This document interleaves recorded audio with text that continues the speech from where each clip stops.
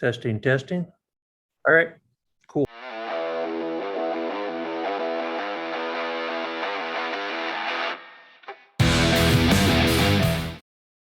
All right, let's start with a review of something from last week.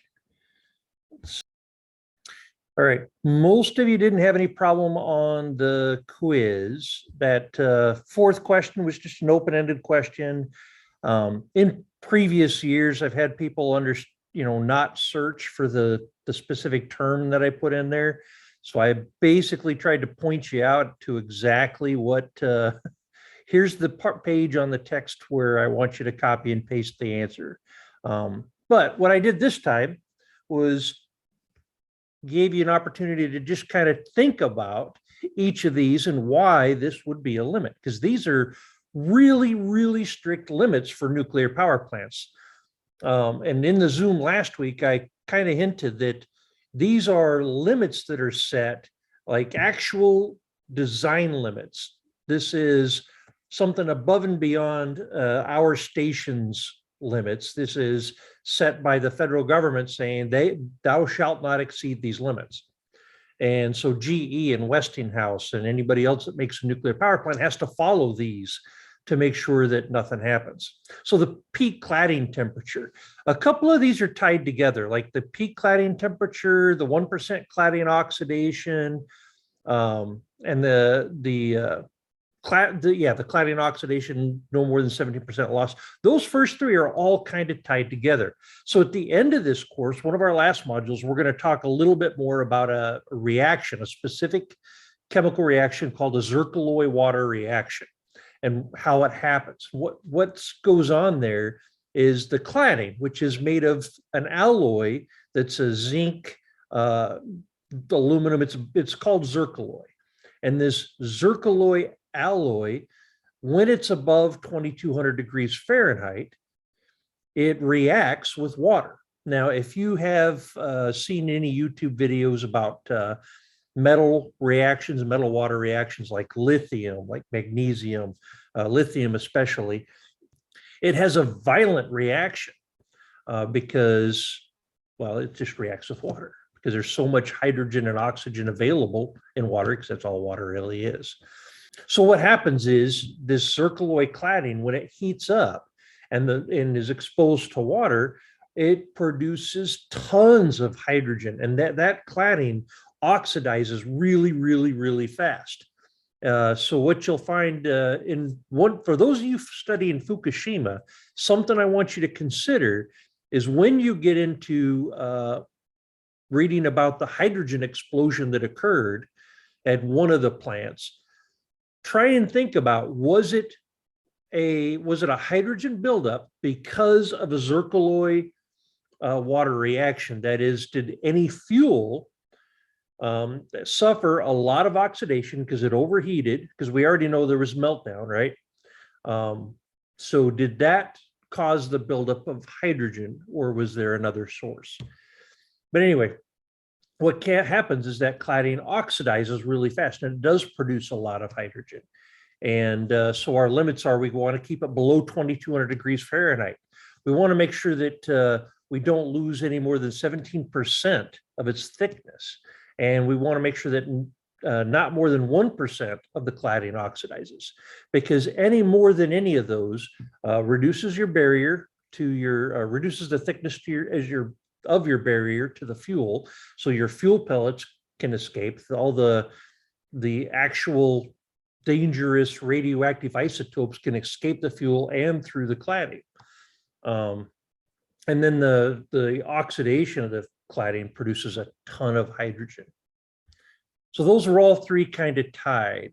This one was a more interesting one. The core remains in a coolable geometry. So what that really means, and I didn't, the second part of that, I didn't dock anybody off for. I did provide some feedback on some of your questions, but I didn't take any points off. So this is the clarifying part of that. The coolable geometry. So we've got a reactor core here, okay? And we've got our feed water comes in, we got steam that comes out, and we have our fuel in here, right, in our core. And as it starts to melt and disform, right, it starts to change shape and starts to come down here to the bottom. What we have to make sure happens is we want to make sure that no matter what, we can still inject water, because this is how we remove the heat. Because as this this blob of molten metal collects at the bottom and starts melting through the bottom of the vessel, we need to get as much water in there as possible. And the reason it melted down is probably because the water level dropped below the top of active fuel. And so exposed all this fuel, stopped removing heat from it, and it started to melt and then came down here to the bottom. So as we inject water, water has to be able to pass over this blob here in the bottom and produce steam.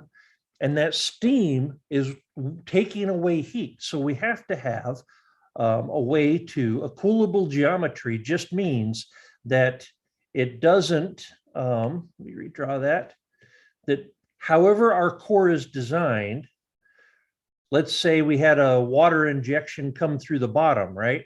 And this blob melted and blocked the bottom.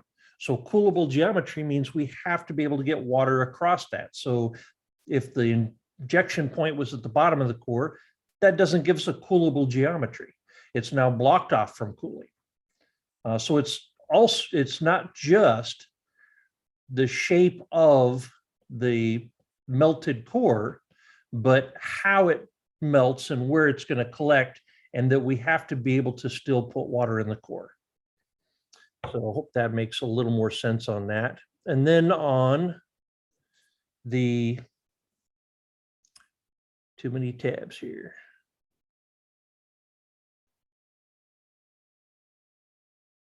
And then on the long-term decay heat removal, this is not just the amount of water that's available, but this is about the water that's available and the electricity to power the pumps to provide the water. So this was, once again, Fukushima is a great example of long-term decay heat removal. The reason they had a core melt is because they lost their long-term decay heat removal. So when for those of you studying Fukushima, you'll realize that, yeah, they had these diesel engines, they had these batteries, they had all this backup emergency power, they have lots of redundant sources. And when the earthquake happened, the reactors that were operating shut down. But then this tidal wave, this big wall of seawater washed in, got into the fuel tanks. They weren't able to run the diesels. The batteries shorted out or quickly ran out of power, depending on which battery systems. And they didn't have power. They didn't have the ability to power the pumps to move the water into the core. Now, one of the good things you'll learn about the US reactor. So the United States also has reactors that are almost exactly like the Fukushima reactors. In fact, it's a BWR3. I forget what mark. So they have these BWR and then this model number and then a specific mark, but it's a BWR3 reactor. And that's exactly like the one at Monticello Nuclear Power Plant up in Minnesota, where I worked for 9 years. And the difference between the Monticello plant, where I worked, and the Fukushima plant was on one safety system. We had this reactor core isolation cooling, which is it's a turbine, it's a Terry turbine. It uses steam from the reactor to spin that drives a pump.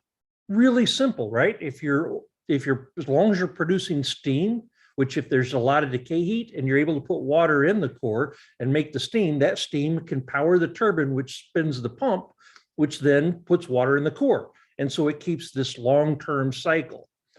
The problem with Fukushima is that system for them required electrical power to run. At Monticello, there was many, many years ago, there was a modification that came out to the industry that allows stations to run their reactor core isolation, which you'll also hear called RICC, RCIC, allows them to run that system without any electrical power. You send a couple operators down, they line up some valves, and it establishes that long-term decay heat removal system. So we have as long as there's steam, we're able to put, and a water source, we're able to put water into the core. But what if there's no steam? What if what if you're not able to line up the RIXI system? What if that source of water is not available? Well, then you have to have other sources of water. And there's a hierarchy of these sources all the way down to, hey, let's put river water in the core. Yeah, we're never going to operate again anyway. So it's crappy, dirty water. At this point, it doesn't matter. We're just trying to protect the health and safety of the public. So let's put the river water in there. Where's the pumps? Hey, we can hook these pumps up. We got this portable diesel. That's the long-term decay heat removal, is the water sources and the power to move them. All right. So that's that review on number 4 from the quiz. All right, let's take a look at our reading this week. So this week we start getting into our logic systems, coincidence and redundancy. There's a lot of ideas here. Some of these that I've had people struggle with in the past, the difference between like a reactor scram and an actuation, an isolation and an actuation, coincidence and redundancy. Why are those different and why does it matter? And then other ways, other types of logic systems, other ways of using logic systems to protect the core. So on pages 6 to 14 is your reading assignment this week. And if we start here on 6, automatic protection, right? We talk about a scram. So a scram, I think you've hopefully already understand this. The idea is that we have a core. Here's our vessel, our steam pipe, right? Steam goes out. We have our water source that goes in, our reactor feed water. We have our core here in the middle of our vessel with all our fuel. And then we have our control rods down here in the bottom. And these are big pistons. So it's like just a big hydraulic piston that drives into the core. And once this control rod is up here in between the fuel, it absorbs all the neutrons. And so then it shuts that reaction down. Well, a reactor scram is something happens. There's some thing is exceeding a set point somewhere, and the operators didn't catch it. And so we have these set points where, hey, if it exceeds this limit, there's an automatic system that causes the rods to go into the core. And so these control rods drive up into the fuel and shuts the reaction down. So one of the, when we do tours or talk to people that haven't seen or a reactor plant or understand exactly how it works, one of the questions is, well, how do you make sure that you can always drive the control rods in from the bottom? Well, it's hydraulic. All it does is it uses a piston, right? So I'm just going to draw a piston with a difference in surface area. So if you can see this surface area up here on the top of the piston might be, and I'm just going to pick some random numbers here, like 2 inches squared. Whereas down here on the bottom of the piston is 5 inches squared, right? And this is in a tube. And so when you have pressure equalized on both sides of this, which means everything that we've got going on is we remove any other pressure source, anything that's keeping the rods out. And our reactor scram just opens up ports on the top and bottom of these control rod drives. Well, because of this difference in pressure, right, because of this difference in surface area, that control rod is going to drive up into the core hydraulically, naturally, against gravity, just from the pressure of the reactor. Now, it is a tiny bit more complicated than that, but that's what all you need to know for this. So That's what a scram is. A scram is just some signal has occurred that needs to shut the reactor down. So it's our way of shutting the reactor down. Inserts all the control rods into the core. It goes subcritical, reduces reactor thermal power to decay heat levels. So this is interesting because the core doesn't automatically completely stop making power. It's just down to decay heat level power because there's still neutrons. There's still a minor amount of fission that's occurring. And until all the reactions stop, it's going to keep producing decay heat. So there's decay heat from fissions that still occur. And then there's just the overall heat in the core from operating at 100% power for however long we were operating. So a scram is generated by the reactor protection system. You're going to get a lot of acronyms in this course. I'll do what I can to help you remember what they are, like the RICSI, the RCIC, or this one, the RPS, the reactor protection system. So the reactor protection system is both a power source and a logic system that monitors all kinds of different parameters, whether it's our neutron monitoring system or to see how many counts, see basically what our power levels are, whether it's source range, intermediate range, or power range. We have, it monitors pressure, it monitors power, it monitors level, it monitors all kinds of different things. So here's a list: level, power, pressure, containment pressure. If you remember from when we were talking about barriers, right? When we were talking about barriers, we have our fuel pellet, which is inside of our fuel pin, and then in the cladding, and then we have the next barrier is our reactor feed water, and then the vessel. And then the next one outside of the vessel is our containment structure, which is primary containment. And it's a huge concrete building. It's got a separation here. It's got the wet well. So this is water down here, and a little air space, and then the dry well. So wet well and dry well. So we're talking about primary containment. We're talking about the whole wet well, dry well, plus the suppression pool, all this water down here in the bottom. So if pressure in there gets high, we can have a scram as well. So high primary containment pressure. That's just an indication that maybe the RPV, the reactor pressure vessel, or one of its associated pipes broke, has a leak, and is putting that 1,020 pounds pressure into the primary containment. Also steam flow, it monitors all these different things. We can also manually scram the reactor. All right, so scrams is a type of automatic protection system. Another type is an isolation. So besides trying to get the rods in to stop the reaction, we also need to think about, hey, there's a leak and we need to stop all the sources, all the goes out. So anything that lets water, steam leave the reactor, sometimes we have to isolate all that and bottle it all up.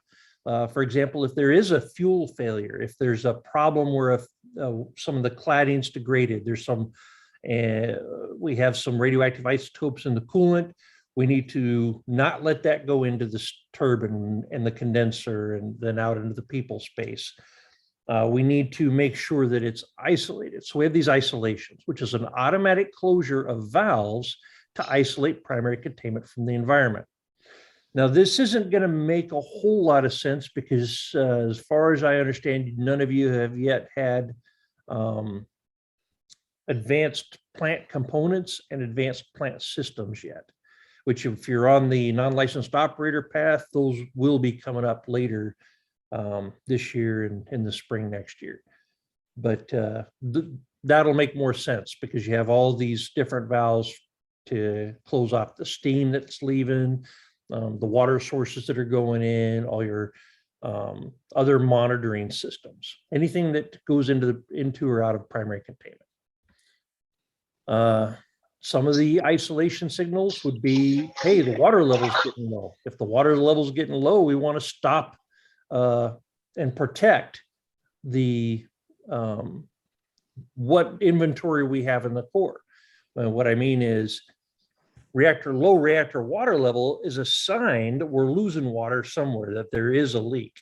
High primary containment pressure is a sign that we have a leak. And so when we have leaks, we want to isolate those leaks. All right. So scram, isolation, actuation. An actuation is where something automatically starts.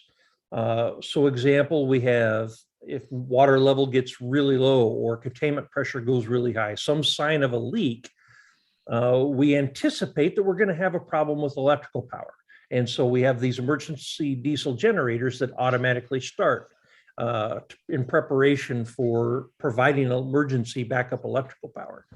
We have our air filtration system, our ventilation systems shift to protect the people in the control room and to start scrubbing any radioactive isotopes out of the air. We have actuations that might cause turbine bypass valves to open and dump steam to a different place instead of through the turbine. So actuations cause something to start or otherwise mitigates an action. Whereas the difference between an actuation and interlock is that an actuation is something starting or something occurring to help protect things, whereas an interlock prevents operation to protect things. So an interlock, one of the biggest reasons we have interlocks is to make sure that we don't have actuations when we shouldn't. That is, if all we had was in this reactor vessel and we were monitoring level, if all we had was one level switch, so and down here, and this one level switch, which is actually a differential pressure detector, so it uses differential pressure between the steam space and the water level here. If this one transmitter caused an actuation, like an isolation or a scram or emergency diesel generators to start, there are times where, hey, this might be a false indication. And because we don't want to put the reactor, we don't want to isolate the reactor, we don't want to scram the reactor, we don't want to do things to the reactor unnecessarily, we want to make sure that we have valid signals. So to make sure we have valid signals, we use multiple sources for our logic. So if this is a bad if this down here, if we have INC techs that are working on it and they don't isolate it correctly, or they do something that puts in a false signal as part of testing it, then we could have a scram or an actuation or an isolation. So we want to have multiple redundant systems. All right, so that's that. So interlocks help prevent that. Also, coincidence and redundancy. And this is all leading up to our logic systems, which historically has been the biggest challenge for this module. So more than one instrument must detect something, right? That's a coincidence, whereas redundancy is more than one instrument is available to produce a protective signal. So if I'm going to have reactor water level, got my core, I've got reactor water level, I got my differential pressure transmitter there. So the coincidence is, let's say I have 2 off of each of these, right? More than one instrument must detect the signal to cause it to happen. Whereas redundancy, I might have 2 of these systems available to produce a protective signal. So if this one fails, I still have this one that will produce a signal. But this redundant component, this redundant piece, will still use coincident channels in order to produce a protective signal. Because once again, we don't want to be in a situation where we have inadvertent actuations, isolations, scrams. All right, diversity. We use lots of different parameters. I keep hammering on reactor water level, but we monitor level, we monitor pressure, we monitor pressure in primary containment, we monitor pressure in the reactor vessel, we monitor our neutron parameters, power, all of these things. We monitor condenser back pressure, we monitor conditions of the main turbine, we monitor valve positions. All those go into the diversity of do we or do we not have a problem. All right, failsafe. This one's fun. Failsafe is the difference between so if I have a logic system requires power to operate. And no matter what type of logic system is, whether it's fail-safe or not fail-safe, power is required at some point. So if I have a contact here, and this contact is going to power this relay, and we'll just call this the 1 alpha, and this is the 1 alpha relay, 12 volt DC. So that's the plus, that's the minus. There has to be power applied across this system, this logic system. Now, if the power is normally, so if this relay, for example, isn't normally powered until this contact is closed, then that's how we would normally think of a normal powered relay or a normal system. In order for this relay to get, I just realized I'd drawn it wrong. Let's just ignore that. All right. In order for the relay to get this, to get power, you have to close this contact to provide the power to the relay. Sometimes in a fail-safe circuit, the same system is normally powered and the relay is energized to prevent the actuation. So what I mean is this energized relay down here is actually keeping the isolation from happening or the scram from happening. And that's a fail-safe, because if we were to lose power, then this contact would open, this relay would de-energize, and when it de-energizes, that would then allow the actuation or isolation to happen. So a de-energized to operate is a fail-safe feature. All right. If the opening of the relay initiates the scram, the isolation, the actuation, then that's a fail-safe. So it's the loss of power or loss of continuity that causes it, rather than needing power to actuate it, right? That would have been bad in Fukushima. They lost power so bad. They lost so much power. All their batteries shorted out. Their diesels failed because seawater in the fuel system. They were going out to their cars and pulling 12 volt DC batteries out of their cars, bringing them up into the control room, and just figuring out how to wire their batteries to different instruments to get some indication of what was going on in the reactor. But because of that whole loss of power, all the fail-safe protective features happened. Can you imagine how bad it would be if they needed all that power to have those actuations, initiations or isolations happen? That would have sucked. So the fail-safe is a huge feature, the de-energized to actuate, de-energized to trip. It's a big part of our how we operate our plant, how we build our plant, how we engineer it, this whole logic system.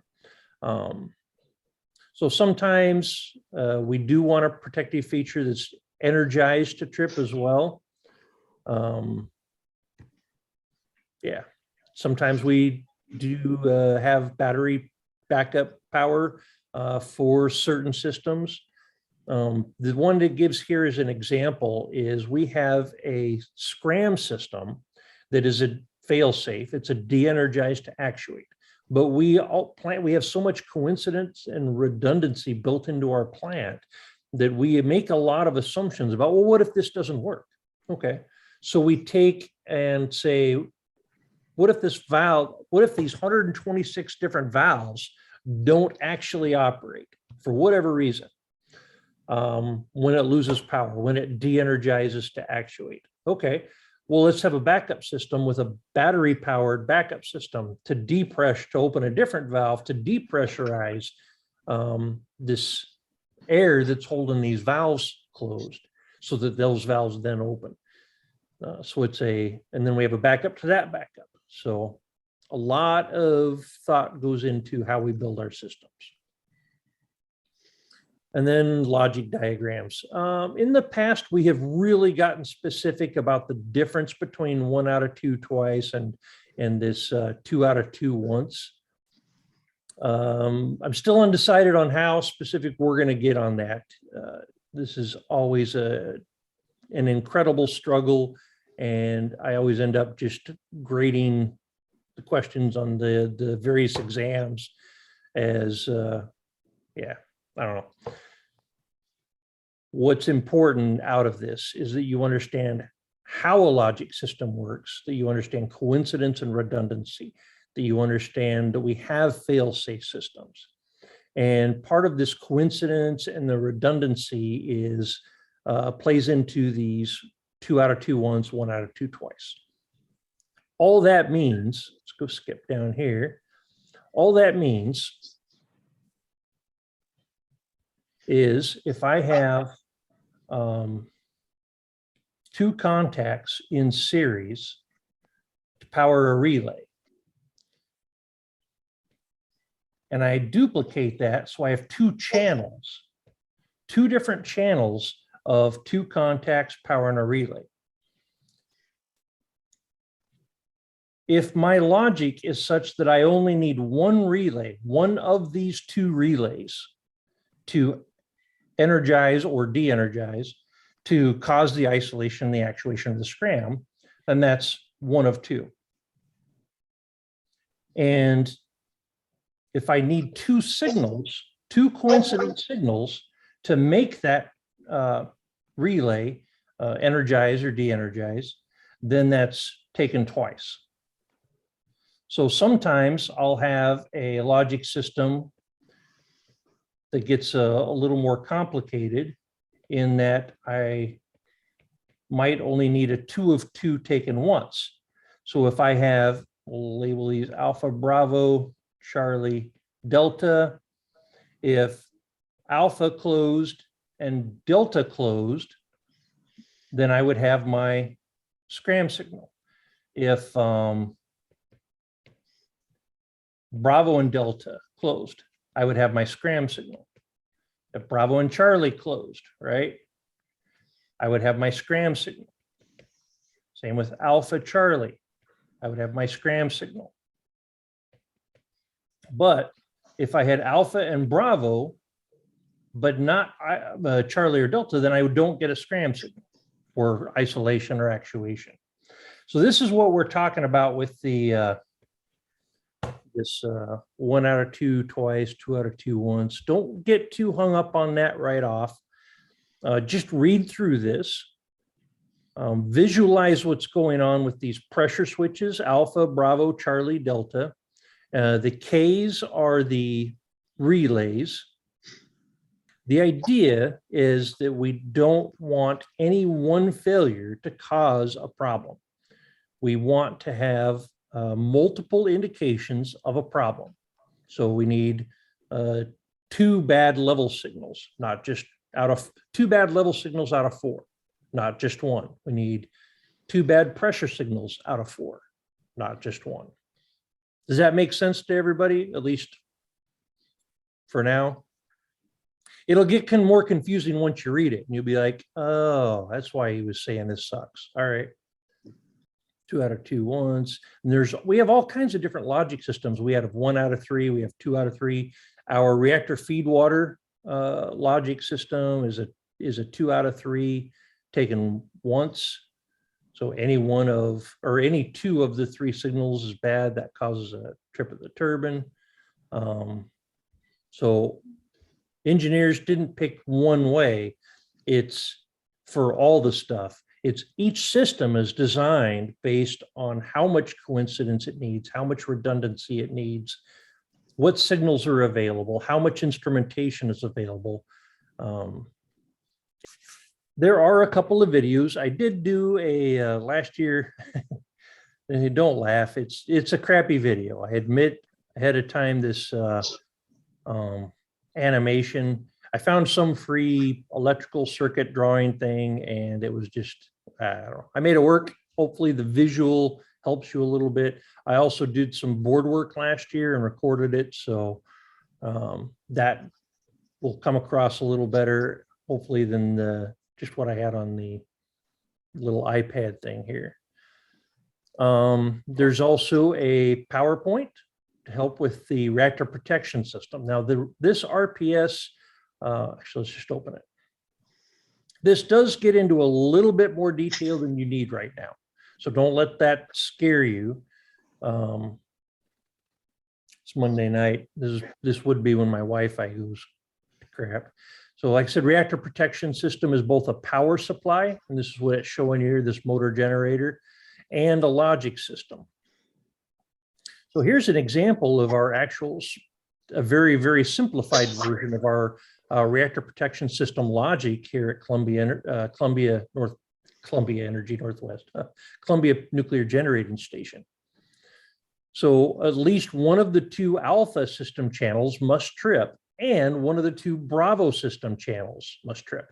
So up here behind these boxes, this side of the screen over here is the alpha. There's 2 alpha channels, and then there's 2 Bravo RPS channels. So either something causing a trip in the alpha, in one of the 2 alphas, and something causing a trip in one of the 2 Bravos causes a reactor scram. Like I said, you don't have to be able to draw this, at least not now, not for this class. You don't have to reproduce it, but seeing this has helped other students in the past better visualize what we're talking about with the logic systems. So I include this. So people are just better with the logic. Here's how the scrams happen. This is the that piston I was talking about, the control rod drive. And as this piston moves upward, that's pushing the control rod up into the core, into the fuel, shutting down the reactions. And so we open up our supply from our charging header, open up our discharge to our scram discharge volume, and then just this difference in pressure drives that piston upward. For you, if you're interested, it's just available. Recommend you look at it, but like I said, don't let it stress you out either. The logic systems. So this is a discussion post this week. There's no quiz. This is your first post is due by Friday, 11:59 p.m. Friday, and then you have to reply to one other post. So your post is 20 points, your reply is 5 points, and you have to reply by Sunday night. So don't get too hung up on the 1 of 2 taken twice or 2 of 2 taken once. Just think about the idea. Think about after reading the text through on your own. Don't just let my brief skim count for your reading. Once you're done with the reading and watched the videos, think about the idea of coincidence and redundancy and what having a logic system. Maybe you have something in your house or your car, and maybe you can think of an idea of where you'd want one. If you have stove. What did I use here? Yeah, stove, right? If I'm cooking and my stupid, looking to see if I put it, I haven't put it back yet. I think that's been down for a year now. That's bad. I got to get that put back up. If I have this smoke detector that just, as soon as I turn on the stove, it decides to go off. It's not even in the same freaking room. So if I could have some type of coincident redundant system to validate that I actually have a fire before it goes off, then that's a logic system I would love to build or see work, right? So an idea is, if I consider diversity, maybe I have some type of photo sensor over the stove. So in order for that smoke alarm to go off, not only does it need the signal for the smoke, but maybe it needs sensor over the stove, that's a photo sensor, to indicate there's some type of infrared signal there, which would be the fire. Fire produces a lot of infrared, right?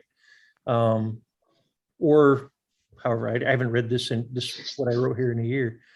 Some other type of battery backup, maybe two sensors of the same type. Maybe I need two different smoke sensors, but in different parts of the kitchen. And when only one, maybe that one's just in a bad spot. So think of something like that. You can't use my idea because I already stole it. But think of something else in your life at work or at home where a logic system would make sense. So you're getting graded on your ability to explain how a logic system works by applying how it works in something, or how you'd want it to work in something. The only other assignment you have this week, yeah, project milestone 2. So most of you did pretty good. You picked your event, or your 2 events, and what your format was, whether it's PowerPoint or research paper or whatever. So this week you have to do 2 different things. I'm going to stress this because I don't want you to miss this second part. The first part is 150 to 300 words, which is just a paragraph or 2, not quite a page, talking about what events did you pick, why did you pick those, what do you want to focus on, which is just expanding on the why. Well, I picked Fukushima because it's something I saw in the news, but I don't understand what happened. Okay, so what do you want to focus on? Well, I read about the meltdown, and that as far as I know, it's leaking radioactive material into the ocean. And how is this not a thing that's on the news every day? Whatever you want to focus on, whatever, which should be based on why did you pick the event. So it just kind of expands. What did you pick? Why did you pick it? And then what do you want to focus your investigation and research on? Then after that, list 5 credible sources for your research. Credible source is not Wikipedia. I think you should have all done just enough academic work at this point to know what I mean when I say credible source. So list 5 sources there. You're going to work on your project over the coming weeks. You may use some of those, you may not. Don't stress that. Find 5 credible sources so that you have a starting point. I'm not grading on whether you've used them all in your final project or not. Okay, so don't get hung up on that. Your final project is worth most of your grade in this course. So 10 points doesn't seem like a lot, but it's 10 points towards a big chunk of your grade. Yeah, so watch the videos. There's a discussion post. There's the milestone 2. Read the text. Hopefully this overview page and my rambling and walking you through the material gets you where you need to be. If it doesn't, remember that there is always, I'll get there the way you would see it, because I don't think you see the same list I see here. If you go to modules, you have I have a separate module just for Q&A questions for the professor. Make sure you use that. Subscribe there so you get notified when there's a reply. That's all I got for tonight. Sure. So let's call it a night. Good night. Thank you. Thank All you. right. Thank you. You guys have a good one. You too.